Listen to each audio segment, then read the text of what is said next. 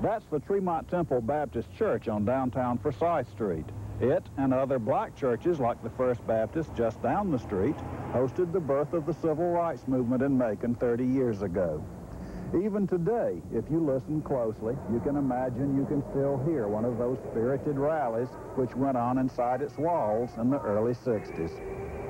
Today, we're going to travel back once again to the early 1960s in Macon for a look at our troubled years and the birth of the civil rights movement. On Cherry Street, free. On Cherry Street, free.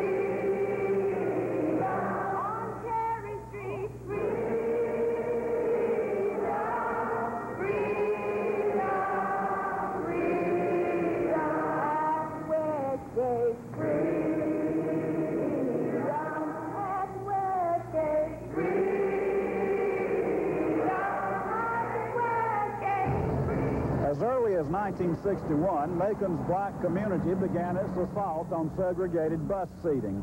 On February the 25th of that year, 12 black teenagers got on 4 downtown buses and sat down right up in front.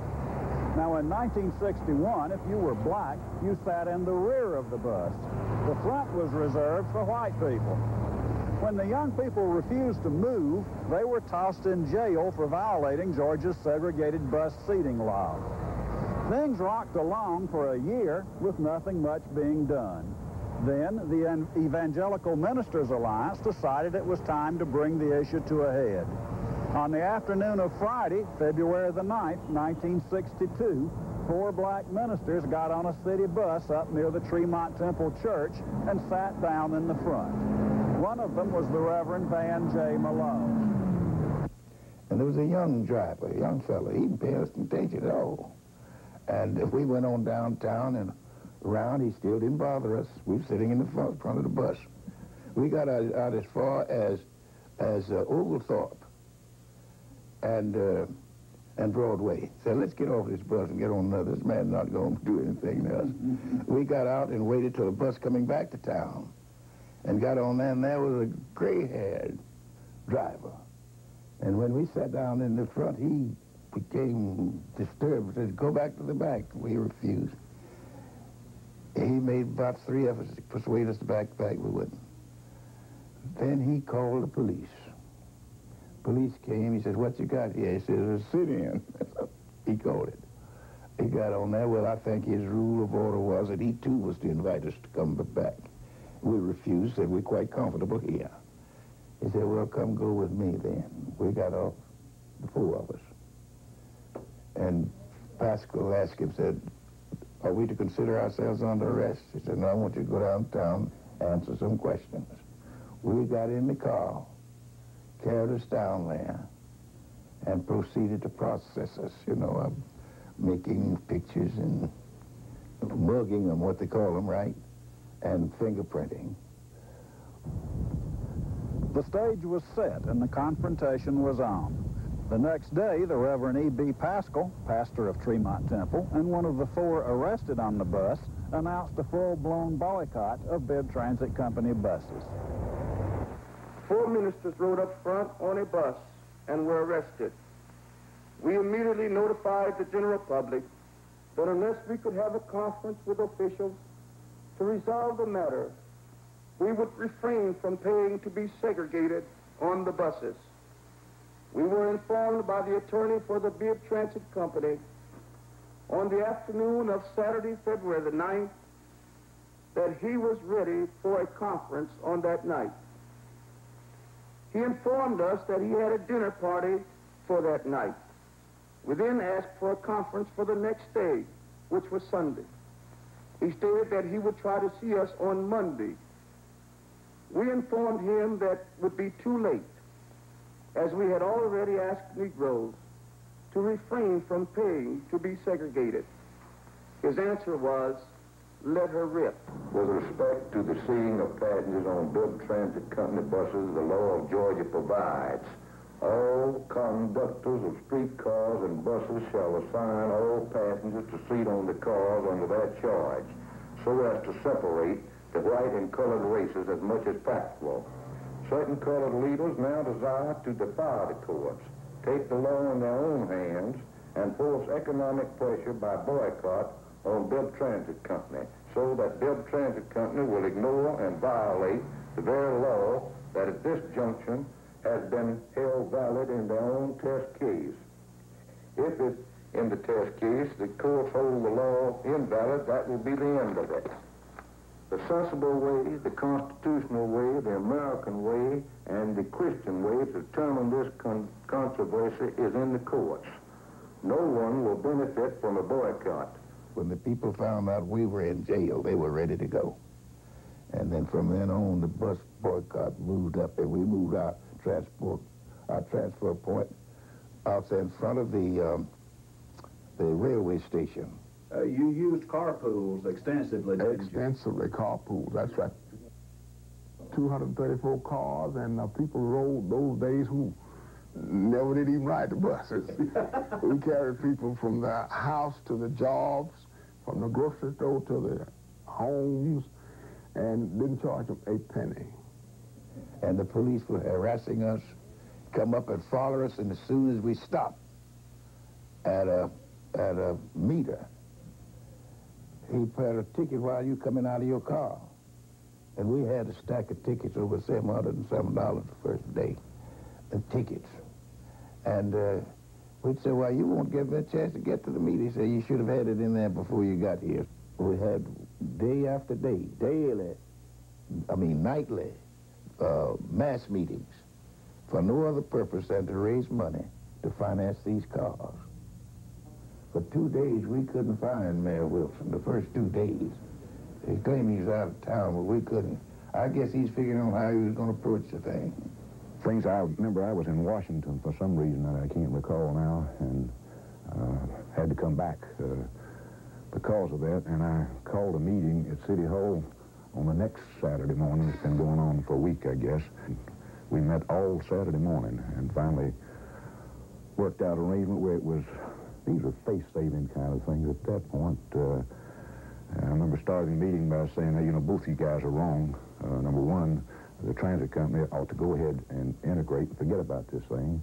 And number two, the blacks ought to go into court rather than causing all this tension. But finally agreed that Bill Randall did, they would file a suit. And Wallace Miller agreed that they wouldn't defend it.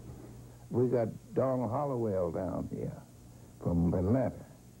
And he got, every time they do something, he'd shoot it into the federal court. Judge Booth was up there.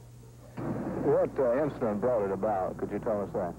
Well, I don't know that there is any one incident. It appears that there have been a series of incidents, the latest one being on yesterday when the two plaintiffs got on a bus and were asked to move to the rear, and rather than to move, they dismounted from the bus. On March the 1st, 1962, Federal Judge W.A. Boodle ordered an end to segregated seating on Macon's buses. Less than 8 months later, one of the men who led the fight to bring it about was dead. Did Reverend Paschal know, while he was involved in all of the boycott activities and so forth, that he was terminally ill, that he was going to die? Yeah, I think he did. I think he did. He said, I'm not doing this. Oftentimes he said, this is not for me.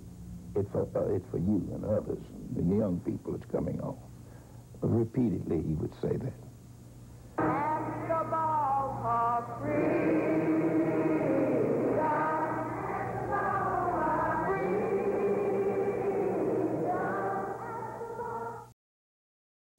During the fall of 1962, Mercer University officials were doing a lot of soul-searching over whether or not to drop racial barriers at the all-white Baptist school.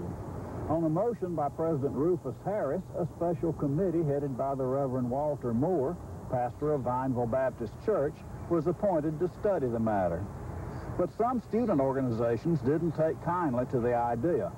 While U.S. Circuit Court of Appeals Justice Griffin Bell was addressing that year's annual Law Day ceremony, the students cranked out a resolution expressing their displeasure. This is the campus of Mercer University, where today the 15th annual observance of Law Day was held. And one of the main highlights of the day was the passing of a resolution by the law chapter of the Alumni Association of Mercer.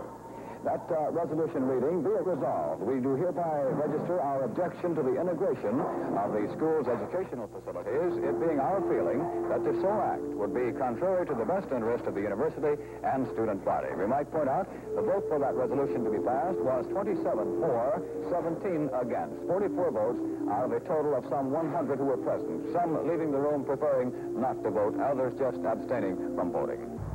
The student protest didn't carry much weight, however, for on April the 18th, 1963, Mercer's trustees adopted a recommendation that they consider all applicants for admission, quote, without regard to race, color of skin, creed, or origin. During the summer of 1960, Bibb Superior Court Judge Oscar L. Long ordered the grand jury to investigate allegations of black bloc voting in the county. Judge Long, who at the time was the undisputed political power in the county, told the jury that there had been accusations that candidates had paid large sums to black leaders to win the black vote. Now, Judge Long, and when he was solicitor of the city court at that time, the state court now, solicited our help from the same organization he charged the grand jury against. And now, since he's the judge and they seem to be going in the other direction towards some candidates that he didn't want, then he made this charge to the jury. It is true that there was what could be described as block voting during that time, but it was at a time when things were really polarized. I mean, the whites were here and the Negroes were here, and it's understandable that they would block. They don't do it anymore to any great degree, but you have... Then, too, I think you had one or two just very strong leaders, Bill Randall being one of them, and T.B. Hooper another. And, but certainly the idea that, as far as I was concerned, I feel confident, likewise with Sheriff Wood, the idea that we were buying votes just wasn't anything to it.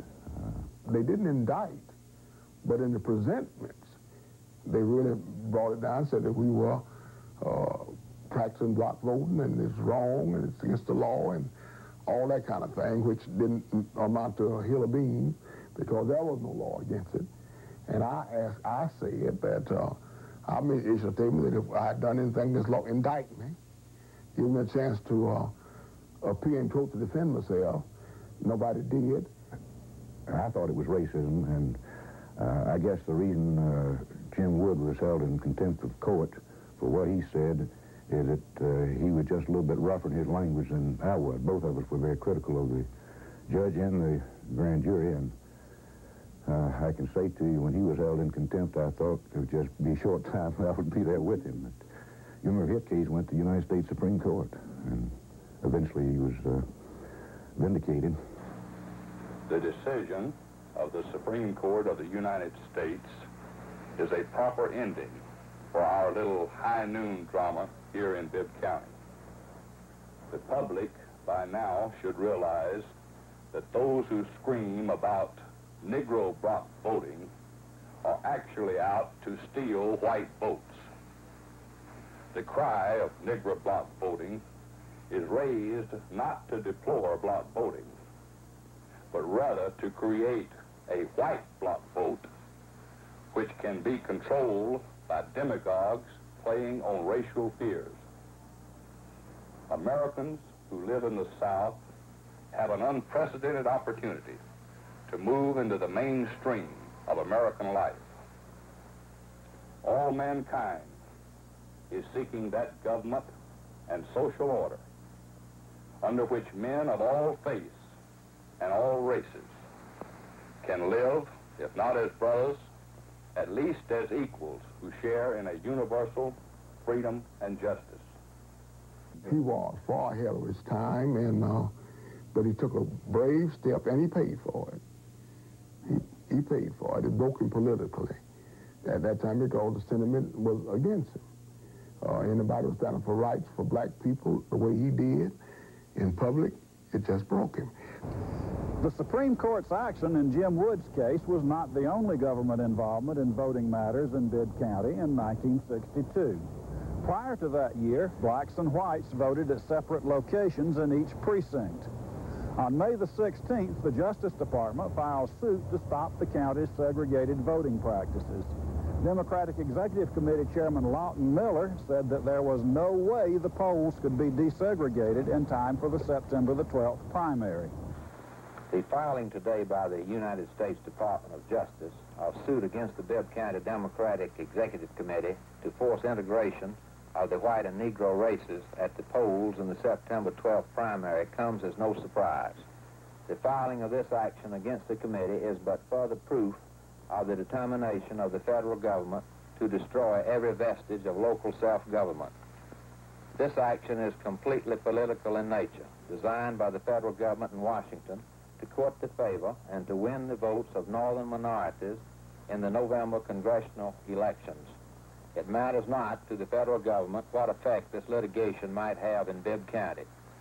If the federal district court orders the polls integrated on September 12th, great confusion is sure to result, because there simply isn't time enough between now and the primary date to solve the problems involved. On June 1st, Judge W.A. Boodle ordered 6 of Bibb County's 13 voting places desegregated immediately, but he allowed election officials another year to eliminate the dual polls in the 7 other precincts.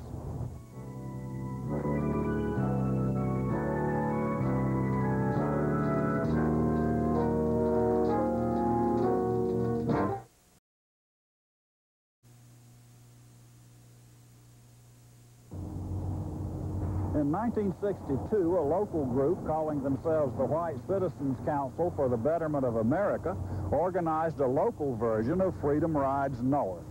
Under the program, they shipped area blacks who couldn't find a job locally to a northern state.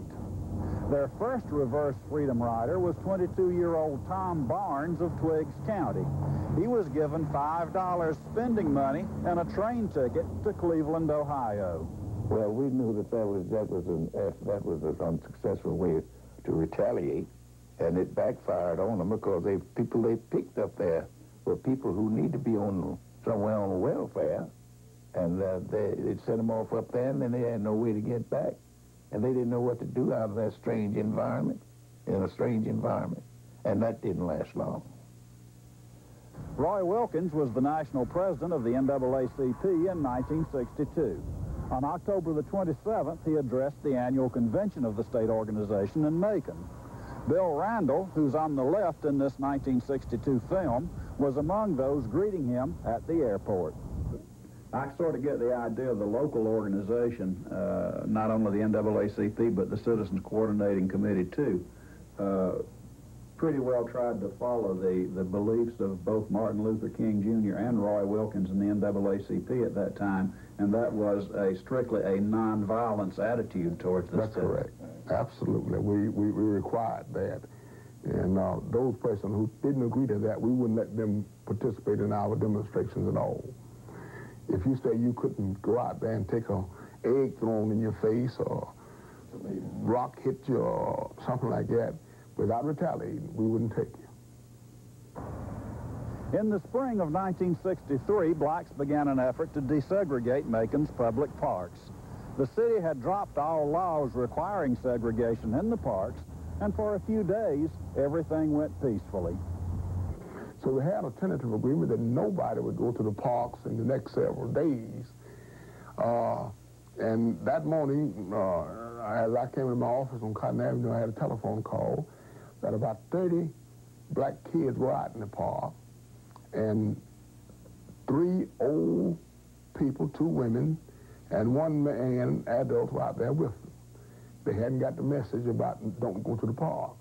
And having surrounded them, about 1,200, were anywhere from 600 or 700, the estimates run to 1,200 or 1,300, white from down in the Mill Village down around Oglethorpe down there, had them surrounded, threatening them.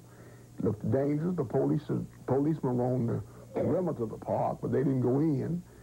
I remember one of the black leaders of the time, Lewis Wynn, was stabbed in the Tatman Square Park.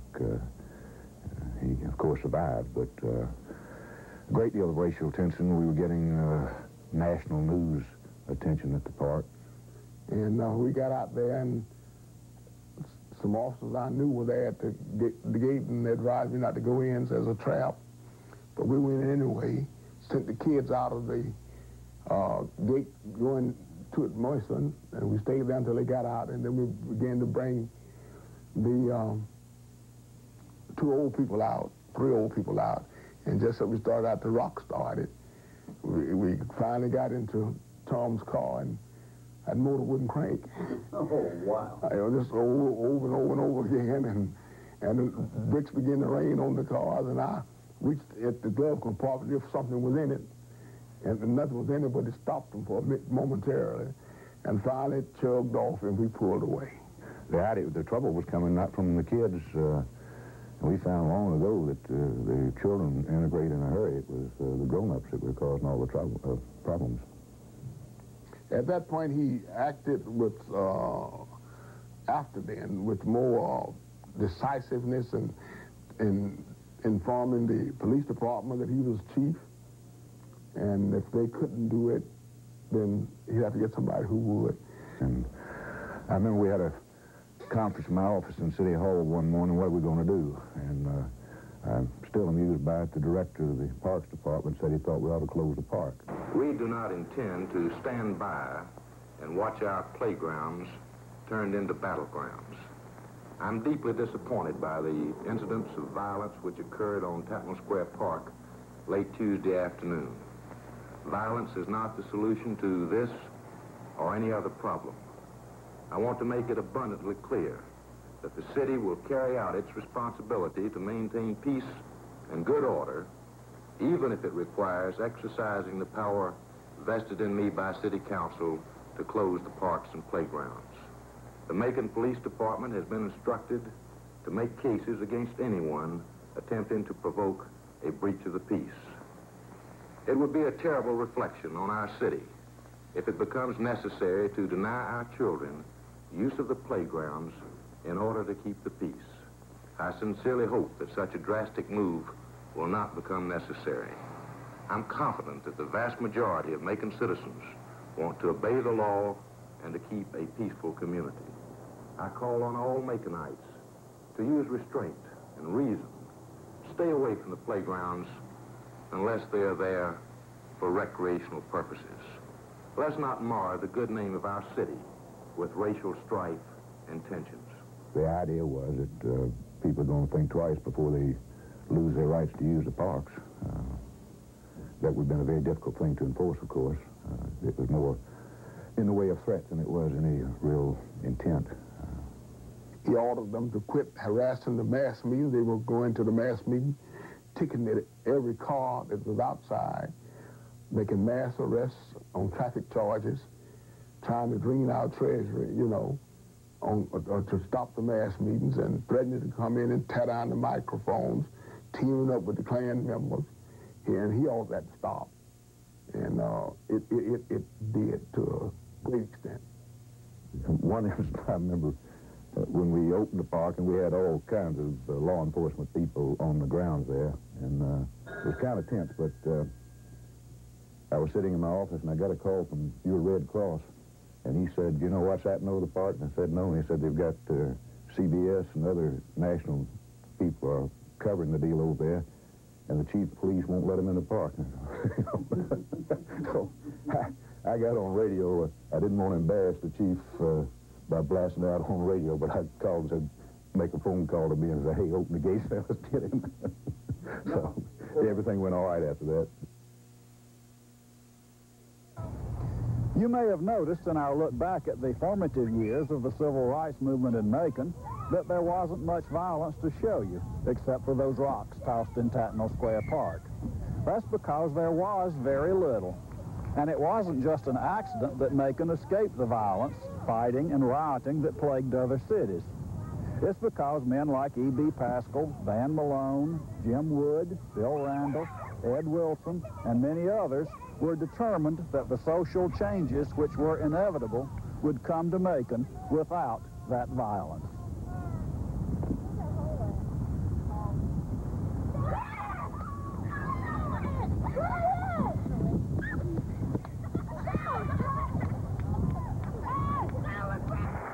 to get on the bus and sit where I please. And I don't please to sit in the back either. But we are determined to be free in every way. Free at the hospital,